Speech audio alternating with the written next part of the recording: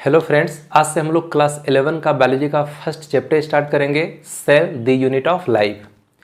ये chapter book के अनुसार फर्स्ट चैप्टर नहीं है, लेकिन कि ये बेसिक चैप्टर है। इस चैप्टर को पढ़ लेने के बाद बाकी चैप्टर को समझने में हमें आसानी होगी और नीट एग्जाम में इस चैप्टर से काफ़ी ज़्यादा क्वेश्चन भी पूछा जाता है।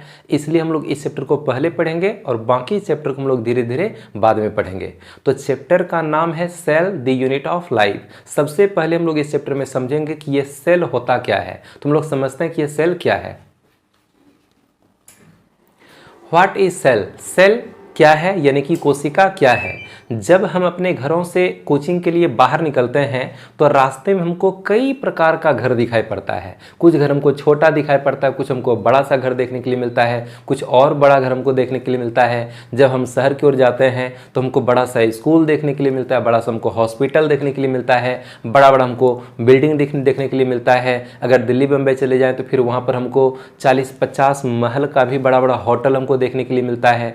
यानी कि दुनिया में छोटा से छोटा घर भी है, एक कमरा का भी घर होता है और बड़ा से बड़ा बिल्डिंग भी होता है। लेकिन इन सभी प्रकार के घरों में एक कॉमन बात है। कौन सा बात? तो सभी प्रकार के घरों को बनाने के लिए एक समान छोटे छोटे ईंटों का प्रयोग किया गया है। छोटे छोटे ईंटों को जोड़ करके छोटा घर भी बनाया जाता है और बड़ा बड़ा बिल्डिंग भी बनाया जाता है। छोटा घर यदि है उसमें कम ईंटों का यूज किया गया है, बड़ा सा बिल्डिंग है उसमें ज़्यादा से ज़्यादा ईंटों का प्रयोग किया गया है। यानी कि ईंटों को ही जोड़ जोड़ करके घर बनाया जाता है।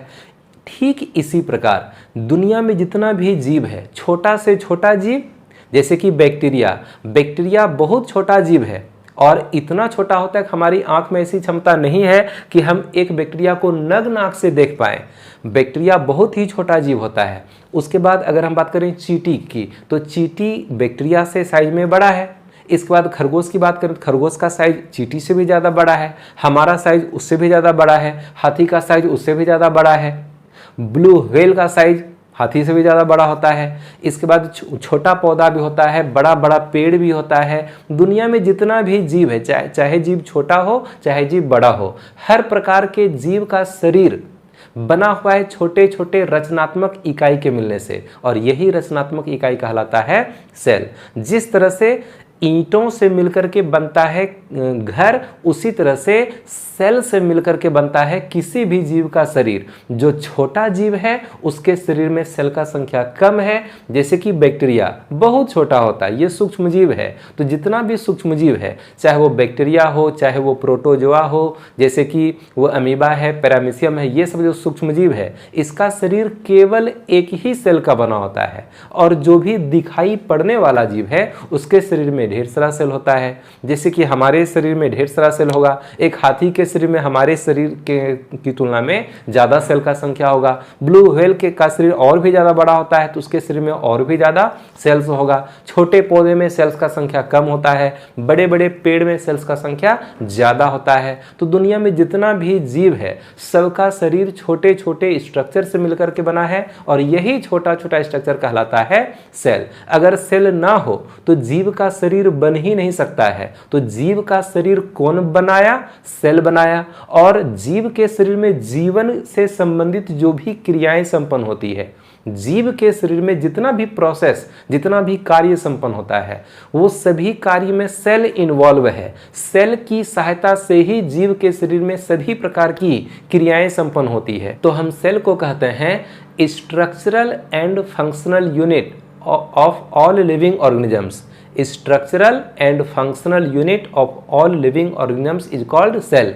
जीवों की संरचनात्मक एवं क्रियात्मक इकाई को कोशिका कहते हैं।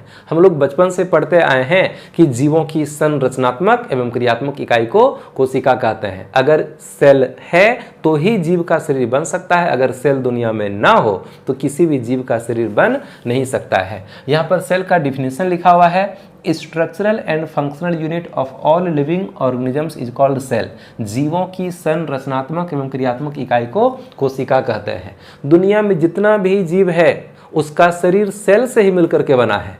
या तो एक ही सेल का बना हो सकता है या तो अनेक सेल का बना हो सकता है। ऐसा जीव दुनिया में होगा ही नहीं जिसका शरीर सेल का बना हुआ ना हो। सभी जीव का शरीर सेल का बना हुआ है। कोई भी ऐसा चीज जो कि एक सेल से कम है, कोई भी ऐसा चीज जो कि एक सेल से कम है वह जीव नहीं हो सकता है, वह जीवित नहीं रह सकता है। जीवित रहने के लिए कम से कम एक सेल का बना होना जरूरी है।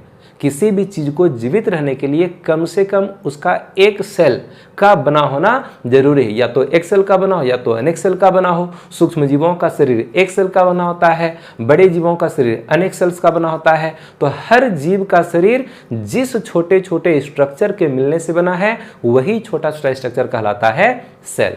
तो सेल समझ में आ गया।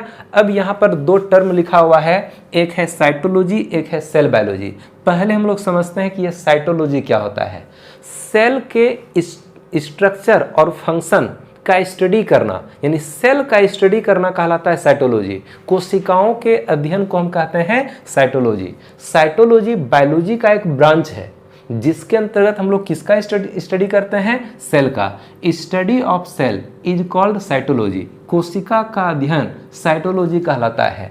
तो सेल का अध्ययन करना कहला गया साइटोलॉजी। आखिर इसमें क्या चीज पढ़ेंगे, तो सेल के स्ट्रक्चर के बारे में पढ़ा जाता है, सेल के फंक्शंस के बारे में पढ़ा जाता है कि सेल का अंदर में स्ट्रक्चर कैसा होता है, किस तरह का माइटोकॉन्ड्रिया होता है, किस तरह का गोल्जी बॉडी होता है, किस तरह से क्लोरोप्लास्ट होता है, किस तरह से राइबोसोम, लाइसोसोम, इंडोप्लाज्मिक रेटिकुलम, ये सारा स्ट्रक्चर सेल के अंदर में किस तरह से प्रेजेंट रहता है और ये किस तरह से कार्य करता है, इसी के बारे में पढ़ना कहलाता है साइटोलॉजी। इसके बाद है सेल बायोलॉजी। साइटोलॉजी, पुराने समय में साइटोलॉजी के बारे में पढ़ा जाता था, लेकिन आज चूंकि साइंस ज्यादा विकसित हो गया है तो आज हम लोग अब सेल बायोलॉजी के बारे में पढ़ते हैं। अब ये सेल बायोलॉजी हम किसको बोलते हैं, पहले पढ़ते हैं उसको समझाते हैं। Study of cell with molecular and metabolic aspect is called cell biology. आणविक तथा उपापचय पहलुओं के साथ कोशिका का अध्ययन करना सेल बायोलॉजी कहलाता है। मतलब ये कि आज साइंस ज़्यादा विकसित हो चुका है, हमको सेल के अंदर के स्ट्रक्चर को हम लोग समझ चुके हैं, उसके कार्य को भी समझ चुके हैं, लेकिन अब के समय में, अभी के समय में ये पढ़ा जाता है कि सेल के अंदर कौन कौन सा केमिकल्स प्रेजेंट है, सेल के अंदर कौन कौन सा कंपाउंड्स है, कौन कौन सा मॉलिक्यूल्स है। सेल के अंदर, जो यहाँ मॉलिक्यूलर वर्ड का यही मतलब है कि सेल के अंदर में कौन कौन सा केमिकल्स है, कौन कौन सा कंपाउंड है, कौन कौन सा मॉलिक्यूल्स है, carbohydrate, protein, fat, DNA, RNA, ये सारा जो मॉलिक्यूल्स है ये किस तरह से प्रेजेंट है। एंड मेटाबॉलिक का मीनिंग क्या है, एक वर्ड है मेटाबॉलिक एक्टिविटी, हिंदी में कहते हैं उपापचयी क्रिया। मेटाबॉलिक एक्टिविटी, उपापचयी क्रिया, इसका क्या मतलब होता है, सेल के अंदर जितना भी केमिकल रिएक्शन संपन्न होगा, सेल के अंदर जितना भी रासायनिक अभिक्रिया संपन्न होगा, उसी को हम कहते हैं मेटाबॉलिक एक्टिविटी, उपापचयी क्रिया।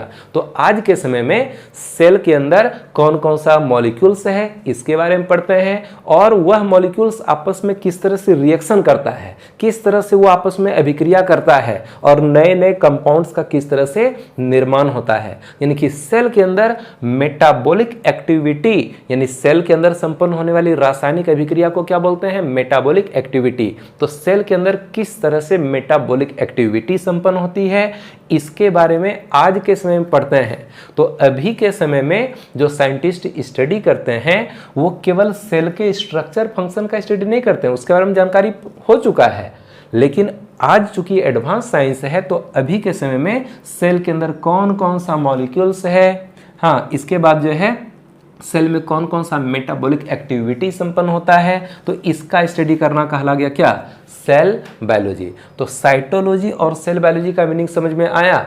हम लोग थोड़ा सा साइंटिस्ट के हिस्ट्री के बारे में भी समझते हैं।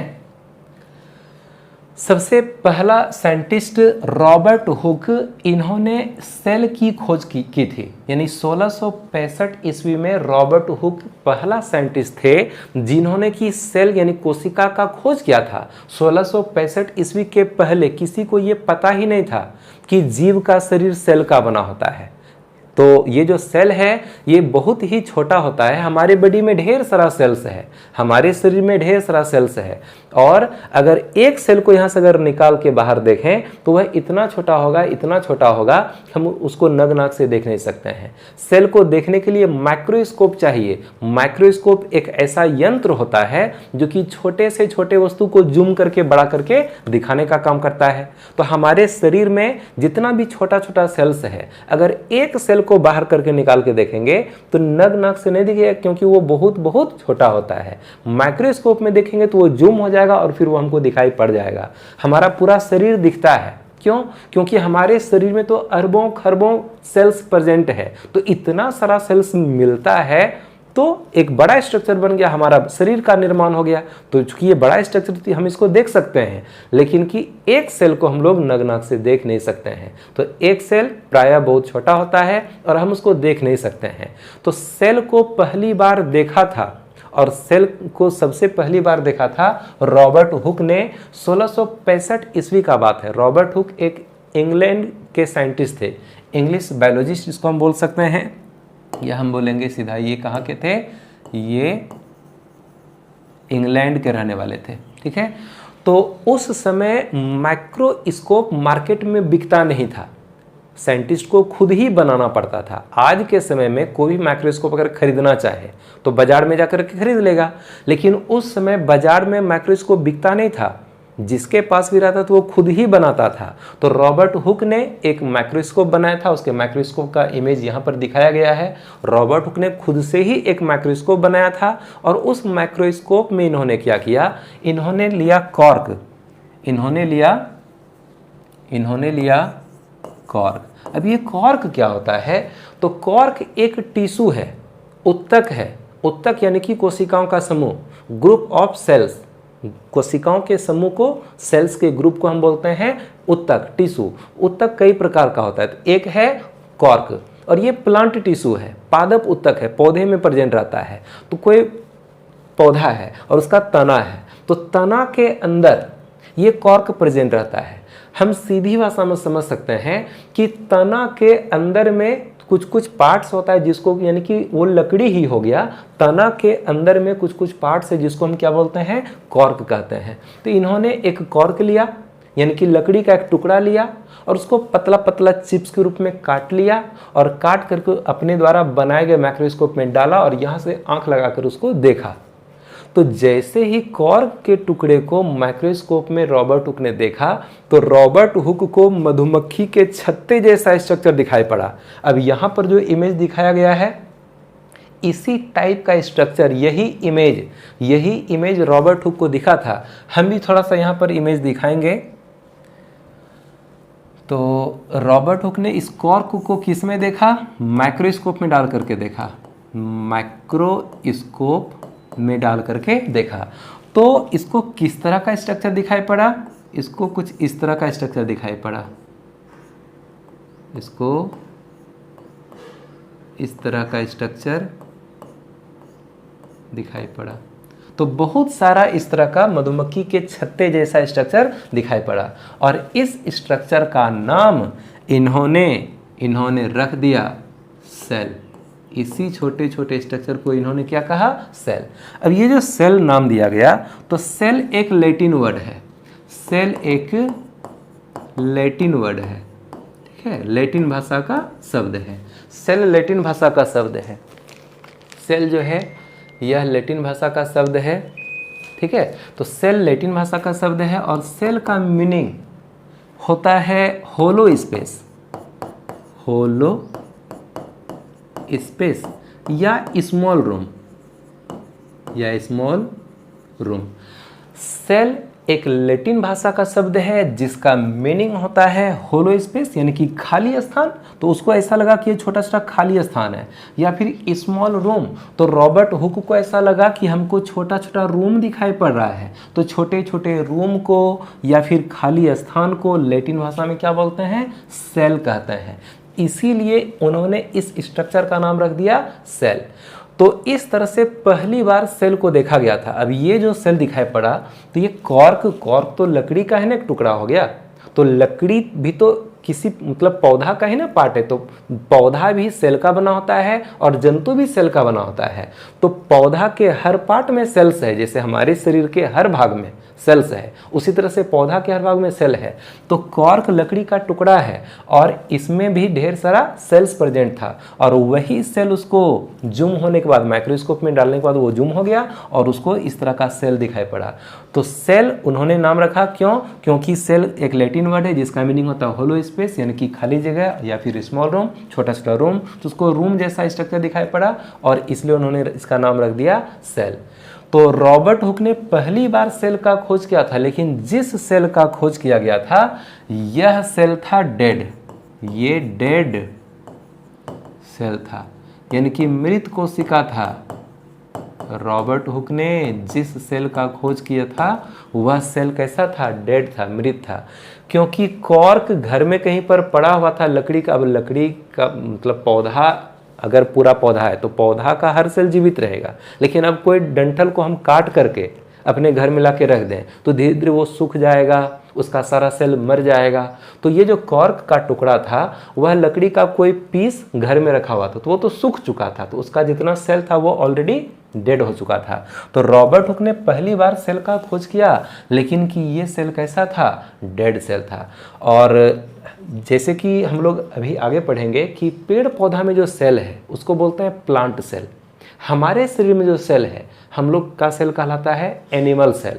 जो प्लांट सेल होता है, प्लांट सेल के सबसे बाहर के बाउंड्री को, प्लांट सेल में जो सबसे बाहर का कवर होता है उसको हम बोलते हैं सेल वॉल।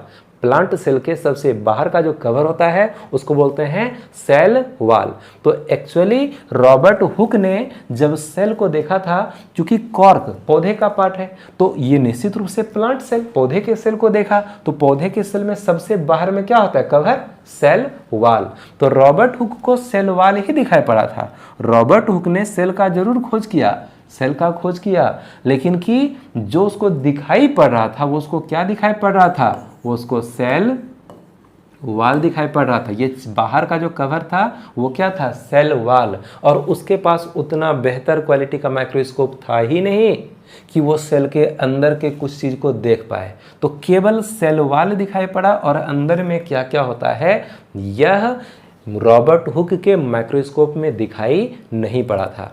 तो रॉबर्ट हुक ने सेल को पहली बार खोजा। सेल हालांकि डेड सेल था, और इन्होंने अपने इन सारे ऑब्जर्वेशन को एक बुक में लिखा, और इन्होंने जो एक बुक लिखा था उसका नाम था माइक्रोग्राफिया। माइक्रोग्राफिया, तो माइक्रोग्राफिया नाम का इन्होंने बुक लिखा था। ठीक है, तो रॉबर्ट हुक ने कौन सा बुक लिखा? माइक्रोग्राफिया नाम का बुक लिखा। सबसे पहली बार सेल का खोज किसने किया? रॉबर्ट हुक ने किया। रॉबर्ट हुक कहाँ के रहने वाले थे? तो इंग्लैंड के रहने वाले थे।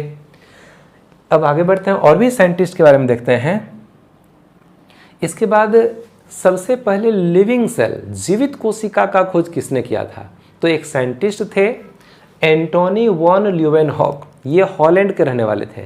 एंटोनी वॉन ल्यूवेनहॉक नाम के साइंटिस्ट ने सबसे पहली बार लिविंग सेल की खोज की थी। जीवित कोशिका को सबसे पहली बार, स्वतंत्र जीवित कोशिका को सबसे पहली बार किसने देखा? एंटोनी वॉन ल्यूवेनहॉक ने देखा। कैसे देखा? तो एंटोनी वॉन ल्यूवेनहॉक के पास उस समय का सबसे बेहतर क्वालिटी का माइक्रोस्कोप हुआ करता था।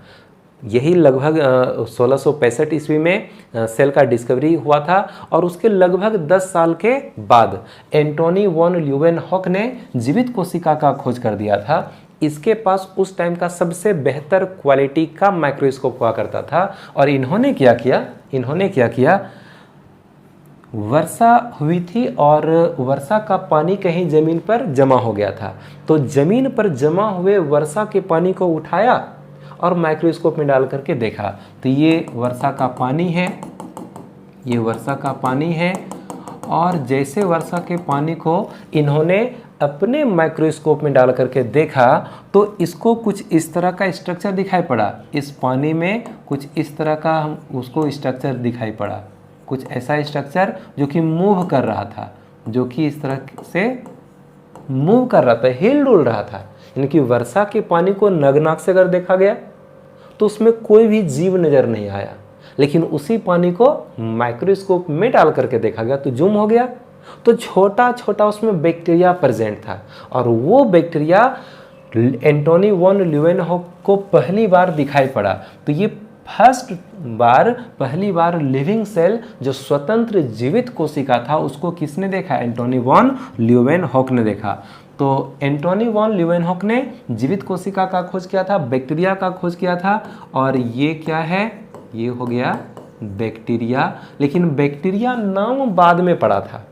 एंटोनी वॉन ल्यूवेनहॉक ने जिस समय बैक्टीरिया को देखा था उस समय बैक्टीरिया वर्ड नहीं था, तो उन्होंने इसका नाम क्या दिया था? एंटोनी वॉन ल्यूवेनहॉक ने इसका नाम दिया था वाइल्ड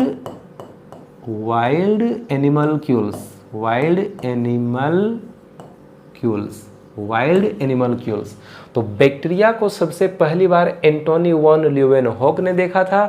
उन्होंने उस टाइम में इसका नाम वाइल्ड एनिमल्क्यूल्स रखा था।